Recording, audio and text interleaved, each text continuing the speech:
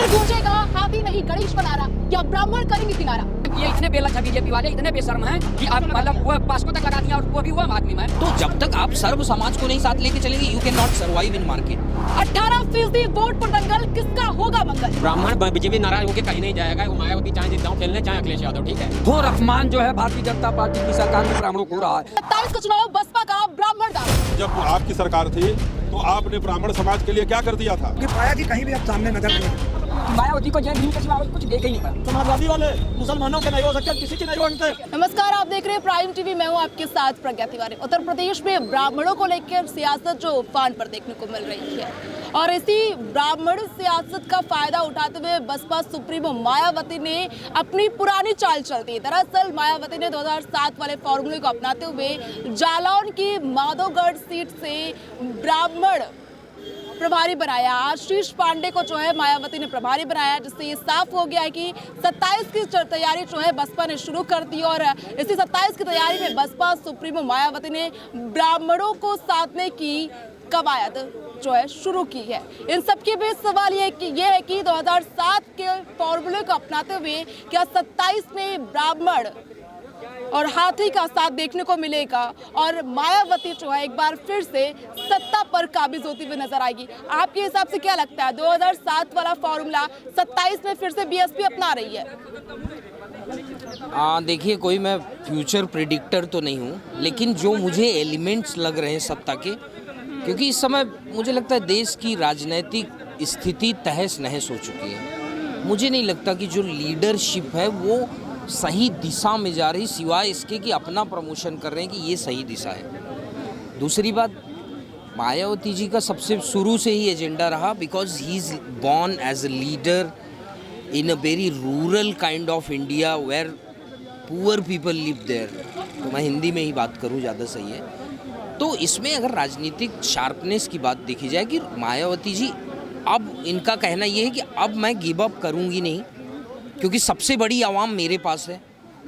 आप कितने बड़े क्या कहते हैं लीडरशिप के मानने वाले ऐसे मुखौटे हैं जो कहते हैं कि वोट हमारे कंट्रोल में है। वोट अभी भी बहुजनों का मायावती जी के कंट्रोल में है। तो 2007 से लेके 7 में अच्छा उन्होंने रूलिंग किया, लेकिन कुछ कंट्रोवर्सियों के लेके घिरी रही। अब आपने कहा ना कि ब्राह्मण चेहरों पे ही विश्वास, तो कहने का मतलब कि ये ब्राह्मणों के साथ तो जो पॉलिटिकल आप क्या कहते हैं ना एजेंडा माइंडसेट सेट कर रहे हैं वो सही है, लेकिन पर्टिकुलर अगर इसके डेप्थ में जाके देखें तो उसी समय अगर कोई ठाकुर है या फिर कोई वो है तो आप उनके साथ एक रेबेलियस पर्सनालिटी की तरह पेश आती है। तो जब तक आप सर्व समाज को नहीं साथ लेके चलेंगे, you can not survive in market. वो चाहे राजनीति हो, कोई भी सेक्टर हो। जी, जैसे मायावती ने 2007 में ब्राह्मण वोट को लेकर जो है नारा भी दिया था, और अभी जो है यही खेल देखने को मिल रहा है। आपको क्या लगता है 27 में ब्राह्मण और हाथी साथ साथ नजर आएंगे मायावती को सत्ता तक पहुंचाने में? ऐसा कुछ नहीं, एक बार चढ़ गया था वो, उसमें काट की हांडी एक बार चढ़ गई थी किसी तरह से वो थोड़ा। लेकिन उसके बाद मायावती ने एक नारा दिया था, सर्वजन सुखाय सर्वजन हिताय। नारा देने से खुद ना व्यवहारिक रूप से देखना चाहिए ना कि कितने संगठन में कितने पद उन्होंने दिए हैं। एक प्रभारी वहाँ माधवगढ़ का बना दिया, आप उसकी चर्चा कर रही हो, ठीक है, आपका कर्तव्य, लेकिन वो इससे कुछ नहीं होने वाला। समग्र रूप से जो आप है वाली बात, तो जात की बात ही नहीं होनी चाहिए। सर्वधर्म संभाव और सर्वजन सभी लोग हमें देखिए, कोई भी आदमी राजनीतिक दल स्थायी रूप से तभी टिक सकता है जब उसको सभी दलों का, सभी बड़े वर्गों का उनको वोट मिले, ठीक है। जैसे कांग्रेस इतने साल राज किया तो उनको मैक्सिमम वोट जो है सभी लोगों का, जो सवर्ण होते थे और भी पिछड़े वर्ग, सभी समग्र रूप से विकास, इसलिए 70 साल राज किया। ये लोग डिवीजन में अपना गुणाभाग करते रहते हैं, भाजपा वाले हैं, बसपा वाले हैं, तो इनसे कोई ये शिगुफे हैं, एक उनका प्रयोग है कि इसका वर्जन क्या आता है, इसका वर्डिट क्या आएगा, लेकिन कोई बहुत बड़ी वो चीज़ नहीं है। देखिए, ब्राह्मण का सर्व सम्मान सदैव कांग्रेस ने किया। आज भी ब्राह्मण, हमारे 2 बड़े नेता यूपी में, अजय राय वो भी ब्राह्मण है, और हमारे पांडे जी, अविनाश जी सांसद जी प्रभारी हैं, ठीक है। हम वैसे राजनीति जात की नहीं करते हैं, लेकिन सम्मान देने की जहाँ तक बात है तो आप देख लीजिए पंडित रविशंकर शुक्ला, कौन मध्य प्रदेश में, जिनके बेटे विद्याचरण शुक्ला, शारदाचरण शुक्ला, पंडित DP मिश्रा, इंदिरा गांधी के चाणक्य कहे जाते थे, उमाशंकर दीक्षित, कमलापत त्रिपाठी, ND तिवारी, श्रीपद मिश्रा, मतलब एक और ये परम विद्वान लोग हैं। ये इस तरह आज का जो स्थिति राजनीति है, विद्वान लोग हैं। एनडी तिवारी को आप क्या समझते हैं? श्रीपद मिश्रा जी कितने जेंटल, कितने गंभीरता से काम करते थे यूपी में, धर्म की कभी बात नहीं करते थे। तो ब्राह्मण का सम्मान हमेशा कांग्रेस ने दिया है, आज भी देगी। और लोग ब्राह्मण वर्ग का बहुत बड़ा समुदाय केवल कांग्रेस की ओर ही देख रहा है। अगर ब्राह्मणों को इतना सम्मान किया गया तो कांग्रेस जो है मजबूती के साथ नजर नहीं आ रही। उत्तर प्रदेश का लोकसभा चुनाव हो, चाहे पिछला विधानसभा चुनाव हो। ये अच्छा, यूपी का लोकसभा चुनाव इसका जो हुआ उसमें आपको कांग्रेस मजबूत नजर नहीं आई। आप बताइए। ये बीजेपी कहती है। बीजेपी के कहने का आंकड़े देखिए, 38 सीटें जो हमारे अखिलेश जी की आई हैं और 6 हमारी आई हैं तो वो ऐसी हवा में आ गई। 80 में ये कहते थे 80 में 72 हमारी, 8 में सब, और आई कितनी? क्योंकि ये अहंकार पूर्ण भाषा थी उनकी और लोग बदलाव चाहते हैं और सेंट्रल में बदलाव अब आना ही आना है। इस बार जो है 400 पार का जो नारा था वो 240 पे आ गया और मोदी जी का नारा था अब की बार 10 लाख पार, वो 125 पे आ गया। ठीक है, तो ये बड़े बोले से अब जनता जो है थक चुकी है। और बाकी ये हिंदू मुस्लिम इनका एजेंडा वही चलता रहता है। वो नमाज पे चर्चा कर रहे हैं, वहाँ क्या हुआ, यह क्या हुआ। सबको ज़रूरत किसकी है? विकास की। विकास कांग्रेस ने दिया। आज जितनी भी अब तरक्की देख रही डॉक्टर मनमोहन सिंह जी की देन है, जिनको ये गूंगा कहते थे, भाजपा के लोग इनको गूंगा कहते थे, गूंगा है। और वही गूंगा व्यक्ति की चमक दमक जो दिख रही है, विकास दिख रहा है, वो सब उनकी बुद्धिमत्ता की देन है। और ये लोग जो कहते हैं कि सोनिया जी उनको ड्राइव करती थी, ऐसा कुछ नहीं है। वो आदमी रिजर्व बैंक का गवर्नर रहा, देश का वित्त मंत्री रहा जी। हमारे साथ और भी लोग हैं जिनसे जानेंगे कि इस बार जो है उत्तर प्रदेश के विधानसभा चुनाव में मायावती का जो कार्ड है, ब्राह्मण कार्ड, क्या वो चल पाएगा? मायावती ब्राह्मण दांव खेलने की कोशिश करे। जिस तरह से सवर्ण नाराज चल रहे बीजेपी सरकार से यूजीसी कानून के बाद, आपको क्या लगता है मायावती का दांव चलेगा 27 में? ब्राह्मण बीजेपी नाराज होके कहीं नहीं जाएगा। वो मायावती चाहे दांव खेलने, चाहे अखिलेश यादव, ठीक है। ब्राह्मण है जो अपने आप को इंच मात्र को भी हिंदू समझता है और जो इस देश धर्म मातृभूमि को सुरक्षित देखना चाहता है, वो भाजपा की तरफ ही जाएगा। ठीक है, हमारी भाजपा आज की थोड़ी नहीं, मोदी अमित शाह की भाजपा नहीं है। इसमें माननीय योगी आदित्यनाथ जी भी हैं जो इस देश धर्म मातृभूमि को मतलब कि अच्छी तरीके से सुरक्षित करना चाहते हैं। ठीक है, यूजीसी कानून आने के बाद में पूरी तरह पहले कभी कंफ्यूजन हुआ करता था कि मोदी जी में, योगी जी में लोकप्रिय नेता कौन। तो ये यूजीसी कानून आने के बाद में सिद्ध हो गया कि माननीय योगी आदित्यनाथ भाजपा के नहीं पूरे देश के सर्वमान्य सबसे लोकप्रिय नेता बन चुके हैं। और ना तो कहीं ब्राह्मण जाएगा, ना कहीं सवर्ण जाएगा, और ना जो इंच मात्र कोई हिंदू मानता है अपने आप को या इस देश धर्म मातृभूमि को सुरक्षित देखना चाहता है, वो कहीं भाजपा को छोड़ के नहीं जाएगा। वो मलाई के चक्कर में इधर उधर फड़फड़ाएंगे और इस देश में बम ब्लास्ट करने वालों के, स्लीपर सेल वालों की जिनको मदद करते हैं, उनके तरफ जो लोग जाएंगे वो अपना परिणाम भुगतेंगे। जैसे सोनिया गांधी ने एक बार इनकाउंटर हुआ था दिल्ली में बटाला वाला, तो आंसू आया था। यहाँ क्या मुलायम की सरकार रहती थी, हटा देती थी। मतलब पुलिस वालों पे उल्टा मर्डर के चार्ज लगा दिए जाते जब आतंकवादियों के ऊपर सरकार करती। मायावती दांव खेलें, चाहे अखिलेश यादव दांव खेलें, कोई सवर्ण समाज, कोई ब्राह्मण, कोई राजपूत या कोई इंच मात्र का हिंदू भाजपा को छोड़ जानने वाला नहीं है। ऐसे यूजीसी कानून आते रहेंगे, जाते रहेंगे, बशर्ते कुछ हाँ जरूर जो हिंदुत्ववादी हैं या जो मतलब कि ब्राह्मण हैं या सवर्ण, उनको थोड़ा ठेस जरूर पहुंची है। हम लोग कहीं नहीं जाने वाले हैं, हम माननीय योगी आदित्यनाथ जी के साथ हैं। आपके हिसाब से जो मायावती ने जालौन के माधोगढ़ सीट से आशीष पांडे को प्रभारी नियुक्त किया गया, क्या मायावती ब्राह्मणों को साधने के लिए इस तरह की तैयारी कर रही हैं? देखिए, मायावती जी ब्राह्मणों को साधने के लिए तैयारी कर रही हैं और खुद जो उनकी ज़मीन है वो खसक चुकी है। उत्तर प्रदेश में 21% दलित समाज का वोट है। आज मायावती जी 10% पे आ गई हैं। 10% दलित समाज का वोट मायावती जी से दूर जा चुका है। तो जब उनका अपना खुद जनाधार नहीं है तो ब्राह्मण समाज कहाँ से उनके साथ आ जाएगा? लेकिन वो कहती हैं कि भाजपा सरकार में ब्राह्मण जो पीड़ित हो चुका है। ब्राह्मण उन भाजपा सरकार में पीड़ित हो चुका है वो कह रही हैं। तो ये पूछिए कि जब आपकी सरकार थी तो आपने ब्राह्मण समाज के लिए क्या कर दिया था? कौन सा आपने ब्राह्मण समाज के लिए अच्छा काम कर दिया? आपने तो श्री सतीश चंद्र मिश्रा जी के परिवार में 1 दर्जन से ज़्यादा लाल बत्ती बांट दिया। अगर वही 12 ब्राह्मण समाज के विधायकों के पास 18 कैबिनेट मंत्री होते तो अपने समाज को जोड़ते।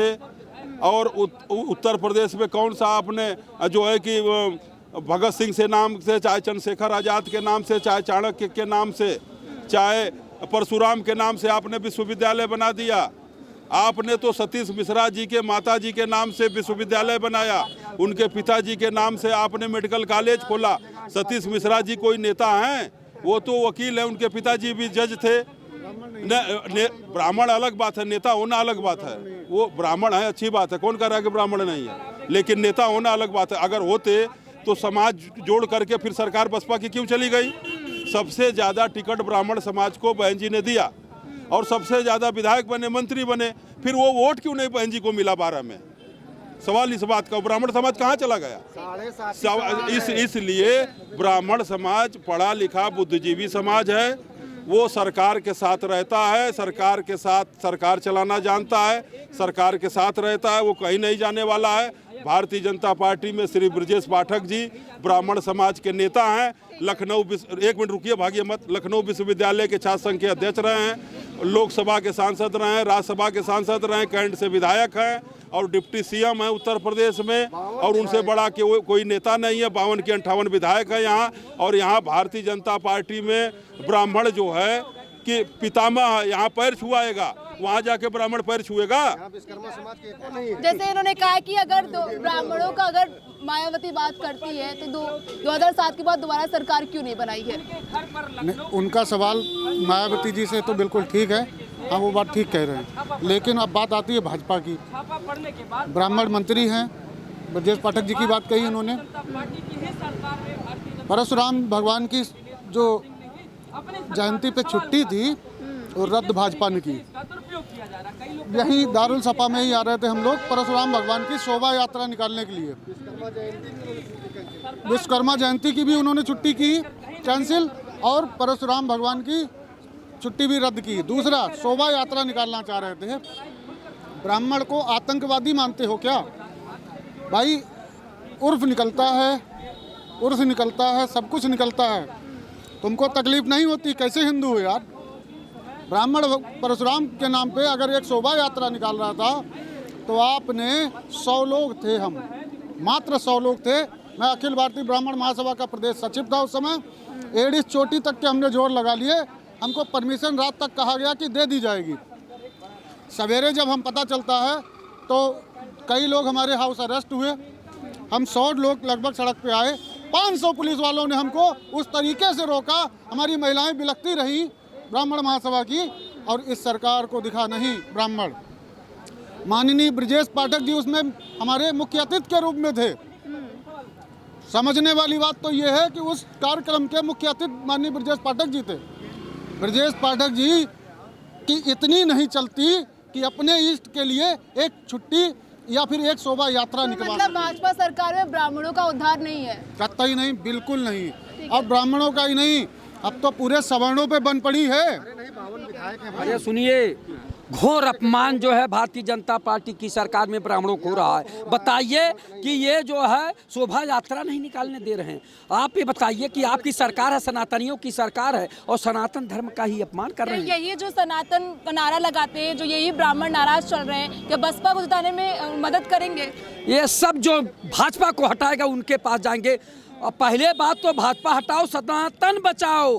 पहले सनातन बचाओ, भाजपा को हटाओ, ये नारा होना चाहिए। कि चूंकि जब सनातन का अपमान हो रहा है, भारतीय जनता पार्टी की सरकार में हो रहा, सनातनी सरकार कहते हम चला रहे हैं। माननीय योगी आदित्यनाथ जी संत महंत मुख्यमंत्री हैं, और इनकी सरकार में ब्राह्मणों का घोर अपमान हो रहा है, सनातन धर्म का अपमान हो रहा है, शंकराचार्य के साथ क्या क्या नहीं हो रहा है। अरे भाई, थोड़ा बहुत शर्म करते आप लोग कि उनको ठीक है, आपने नहीं जाने दिया, आपने सीखा, घसीट घसीट के मरवाया।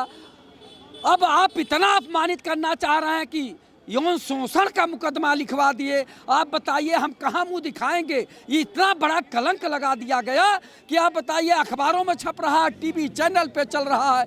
हम निर्दोष जब साबित होंगे तो हमको कैसे साबित करें कि बताओ कि हम समाज में कैसे जिएंगे?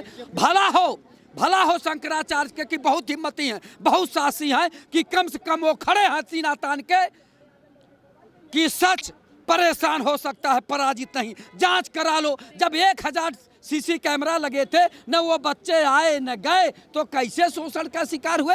ये एक तरह का अपमानित करने के लिए इस तरह का केस लगाया जा रहा है। ये सनातन धर्म का अपमान है, ब्राह्मण समाज का अपमान है। अब इसको 2027 में बदलकर किसी और सरकार को बनाया जाएगा।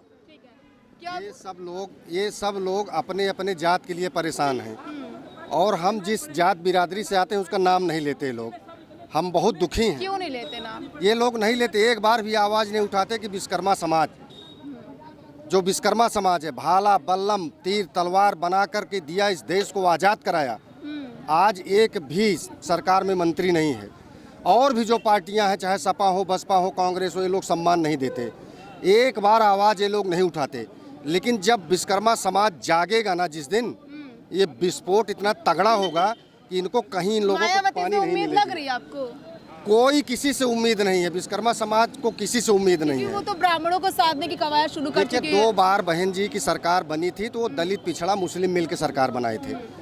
तीसरी बार जब इनकी सरकार बनी है तो उसमें ब्राह्मण लोग आए, सतीश मिश्रा जी आए और सरकार बनी, उसमें 18 इन लोगों ने विधायक मंत्री बनाया। और मंत्री बनते ही ऐसी भगदड़ मची कि बहुजन समाज पार्टी में ऐसा खंडबंड हो गया। भाई साहब खड़े हैं, मैं पूछ लीजिए कि बहुजन समाज पार्टी ख़त्म हो गई। वही हाल जो है समाजवादी पार्टी का हुआ, वही कांग्रेस का हुआ, और वही बीजेपी में भी आके खंडबंड लोग कर रहे हैं। ठीक है, ये लोग जब तक इनके अंदर जातिवाद कूट कूट के भरा रहेगा कि हम सवर्ण हैं, हम बैकवर्ड हैं, हम दलित हैं, ये देश इससे नहीं चलेगा। महेंद्र विश्वकर्मा भारतीय है, भारतीय बन करके भारत के लिए, भारतीय जनता पार्टी के लिए काम करता है, और 2027 और 2029 में पुनः सरकार बनाएगा। ठीक है, आपके हिसाब से क्या लगता है कि मायावती जो है 27 में मुख्यमंत्री बनेंगे, जिस तरह से वो ब्राह्मणों के साधने की कोशिश कर रही है? नहीं, चुनाव लड़ने का सबको अधिकार है मैम, उसमें कोई दिक्कत नहीं है। हम लोगों ने माया जी की सत्ता को देखा है 2007 में, अच्छी उनका लॉ एंड ऑर्डर रहा है।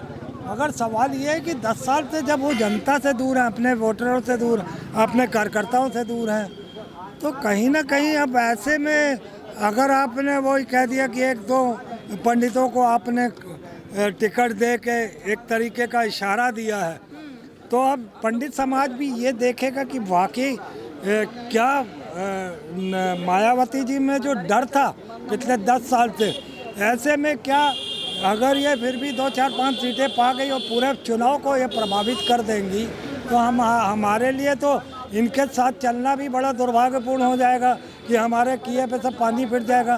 तो मुझे नहीं लगता कि अगर मायावती जी को वाकई लड़ना था तो ज़मीन पे आती। अब वो कभी अपने बर्थडे या कभी काशीराम जी का बर्थडे या कभी अंबेडकर जी का बर्थडे बना के बहुत बड़ी रैली करती हैं, उसके बाद टाटाफिस, तो ज़मीन पे आना पड़ेगा उनको। मगर अब तो बहुत कम समय बचा है, हो सकता है प्रयास करें तो हो सकता है वो कामयाबी हासिल करें। मुझे लगता नहीं ऐसा करेंगी वो, क्योंकि वो अब उनके कुछ हमें नहीं लगता कि वो ठीक से कोई अपना जो है सत्ता को चला पा रही हैं। उनके अंदर जो है ना एक डर का भय अभी भी व्यापक है। मुझे नहीं लगता कि वो इस तरीके से है। ऐसे में पंडित समाज को बहुत सोचना पड़ेगा और उसे अपना निर्णय जल्दबाजी में नहीं लेना चाहिए, क्योंकि माया जी कहीं भी अब सामने नजर नहीं आ रही।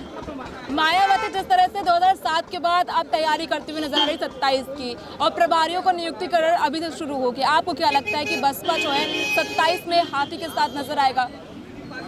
देखो, गिने चुने लोगों को टिकट दे करके उससे वोट कितनी मिल जाएगी? वो जब तक टिकट विधायक का दे दोगी, लेकिन वोटर तुम्हें वोट नहीं देगा, तो विधायक का टिकट क्या माने रखेगा? 2007 में यही ब्राह्मण थे जिन्होंने मायावती को सत्ता तक में मायावती को पूर्ण बहुमत से मुख्यमंत्री बना करके, और ब्राह्मणों ने अपने लिए खाही ऐसी खोदी कि मायावती को जय भीम के सिवा और कुछ देख ही नहीं पड़ा। इतना अंधमुख हो करके अब सोचा ब्राह्मणों को नाम मिटा दो, जाति ही मिटा दो। लेकिन उसके बाद सर्वजन सुखाय सर्वजन हिताय का नारा देती हैं। ये उनका नारा सब जान चुके हैं कि माया का ये झूठा नारा है, और वो नारा सच्चा है कि तिलक तराजू तलवार वाला। उनका ओरिजिनल वही नारा है, और ब्राह्मण वोटर नहीं जाएगा कितना भी टिकट देने। बिल्कुल नहीं जाएगा, नहीं जाएगा। एक बार जो छलावे में सतीश मिश्रा ये सब करके एक वो किया था, अब नहीं जाने वाला है। अब बहुत बुद्धिमान है ब्राह्मण, जागरूक है, अवेयर है और उसको मालूम मेरा सम्मान कहाँ है। अब वो कांग्रेस की ओर मुड़ चुका है। अब इसका रिजल्ट देखेंगे सपा गठबंधन कांग्रेस के सरकार के रूप में। आपके हिसाब से क्या लगता है 2027 में यही ब्राह्मण वोटर मायावती को सत्ता तक पहुंचाएंगे? मैम, ब्राह्मण स्वतंत्र हैं, स्वच्छंद हैं, वो कहीं भी जा सकते हैं, लेकिन ब्राह्मण जो है बीजेपी से नाराज चल रहे हैं। जिस तरह से वो बीजेपी में अपमानित हो रहे हैं, वो कहीं ना कहीं बीजेपी को हराने के लिए समाजवादी पार्टी का समर्थन करेंगे, क्योंकि बीजेपी से अगर कोई लड़ रहा है तो वो सिर्फ समाजवादी पार्टी लड़ रही है। अगर बीजेपी को कोई हराएगा, चुनाव के बाहर कोई कर सकता है, तो वो सिर्फ समाजवादी पार्टी माननीय अखिलेश यादव जी कर सकते हैं। इस बार बुआ बबुआ की जोड़ी साथ नजर नहीं आएगी। मेरी बात सुन लीजिए। और ब्राह्मण ये ना भूलें कि माननीय मुलायम सिंह जी, नेताजी, ब्राह्मणों के सम्मान में उन्होंने भोज का निमंत्रण, भोज करवाया था, अपने आयोजन करवाए थे अपने घर पे। और उस समय उन्होंने ही परशुराम जी की जयंती पर छुट्टी जो अवकाश घोषित किए थे, वो ये कहकर घोषित किए थे कि यही हमारी तरफ से गुरुदक्षिणा है।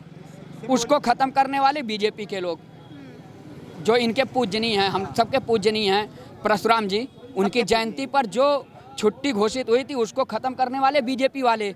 और अखिलेश यादव जी इकलौते ऐसे नेता हैं पूरे भारत के कि जिन्होंने ब्राह्मणों के सम्मान में परशुराम जी का फरसा जो है वो अपने हाथ में उठाया था। लेकिन अखिलेश का नारा तो पीडीए है ना, कभी ब्राह्मण की बात ही नहीं करते हैं। पीडीए, उन्होंने एक चीज़ और देखी होंगी कि जो पीड़ित है वही पीडीए है।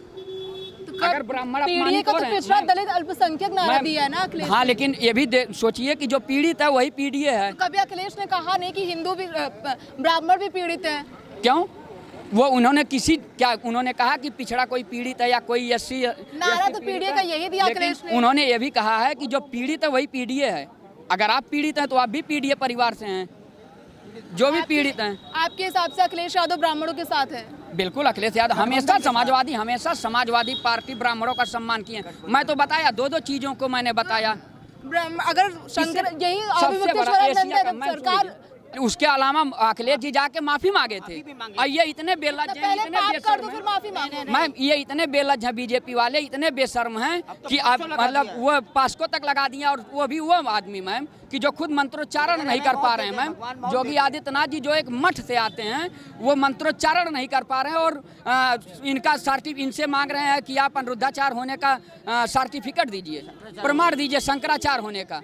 आप बताइए। वो भी तो मांगे कि योगी होने का प्रमाण दीजिए, कोई कान छिदवाने से योगी नहीं हो जाता। बिल्कुल, जो मंत्रोच्चारण नहीं कर पा रहा है, जो योगा नहीं कर पा रहा है, जो मैच नहीं खेल पा रहा है, वो कहाँ का योगी? ठीक है, आपके हिसाब से क्या लगता है कि 27 में किसकी सरकार बनेगी? क्या बसपा वाकई में ब्राह्मणों को साधने की कोशिश कर रही है? 27 में तिवारा जो है भारतीय जनता पार्टी आ रही। ब्राह्मण नाराज नहीं है, ब्राह्मण नारा भी लगा रहा है। जहाँ जहाँ विरोध कर रहा है तो कह रहा है कि मोदी तेरी खैर नहीं और योगी से कोई बैर नहीं। लगातार वो जो है संकेत भी दे रहा है ब्राह्मण कहीं नहीं जाने वाला है। ये जो लोग चिल्ला रहे हैं, चिल्लाने दो, कोई दिक्कत नहीं है। 27 में फिर 300 पार करके आएगी सरकार बनेगी। मायावती ब्राह्मणों को साधने की पूरी कोशिश कर रही हैं। मायावती ने कहा है कि जिस तरह से माधवगढ़ जो सीट है जालौन की, वहाँ से आशीष पांडे को प्रभारी नियुक्त किया।